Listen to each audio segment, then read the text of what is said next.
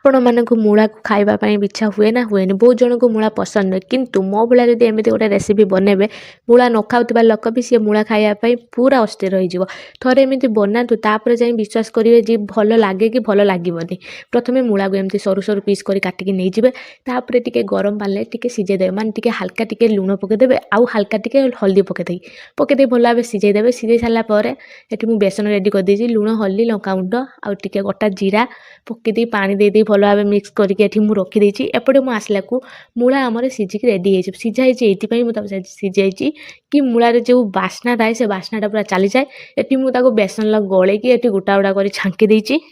छांकी साला परे ताकू एपट सेपट कर साला परे कड़कड़िया एठी पूरा हमर प्रस्तुत हो जाइछि एबे मु ताकू तेलर बाहर करी थाली रे गोटे रखी देली एबे हमर पूरा प्रस्तुत हो जाइछि मूला पकोड़ा आपण माने एमिति थरे सत को जे आगे एमिति थरे बनै खांतु आ मूला पर जमा लागिवनी पूरा बहुत टेस्टी लागो जेमिति आलू चिप्स खाउछन्ती सेमिति लागिवो वीडियो यदि आपण मा भल लागे सब्सक्राइब निहाती करिवे।